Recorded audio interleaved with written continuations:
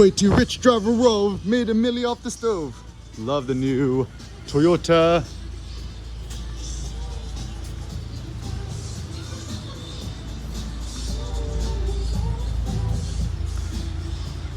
Land Cruiser I-Force Max. Real men drive the I-Force Max. Still kind of expensive, $60,000, right? But yeah, it's pretty cool. All right, so some thoughts. So the paradox of morality. If Jesus of Nazareth were alive today, how would he say things differently? And or also the question on my mind is, I mean, this is kind of an unorthodox reading of things, is if Jesus Christ had an army like the Prophet Muhammad, how would things have turned out differently? So some thoughts. So one of the thoughts that I had is the whole notion of turning the other cheek. How much of that was like kind of like Jesus didn't have an army or military power, and therefore turning the other cheek was actually the most effective strategy, right? Because the problem is times of Pontius Pilate and the people in power, right? Is like, if you don't have any military power and you're going around doing unorthodox things,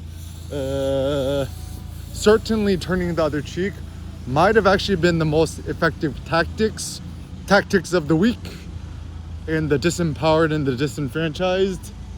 Yeah, it would have been a smart tactic because, like, even Jesus, kind of interesting is that he talks very like, what's the word? Abstruse, or not head-on angular, but kind of deflecting to the side, right? So even Pontius Pilate said, they say that you're the king of the Jews. Is this true?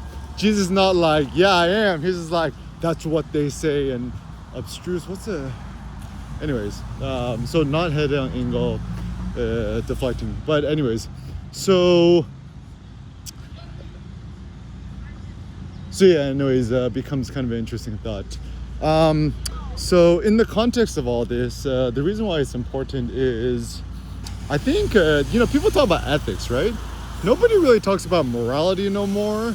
And I think the morality of things is actually much more important because, like, I call it like sheep morality versus ego morality, invoking the spirit of our best friend Nietzsche, is that certainly if you're a sheep, a tasty lamb or something, right?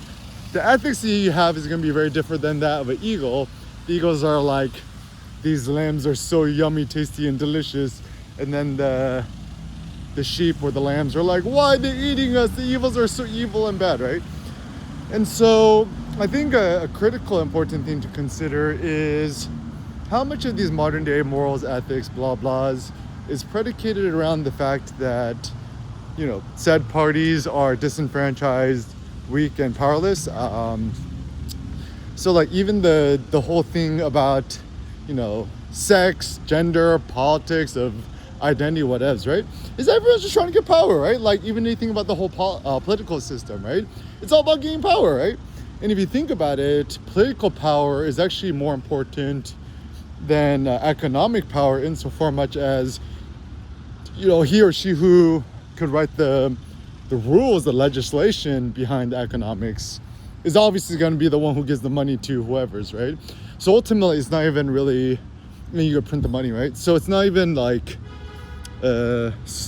economics and money really want. It's really the power or the political power. Because once again, if you have the right political powers and you can control the Fed, any nerd, sitting on a computer could just click a button and boom, $1 trillion into the system.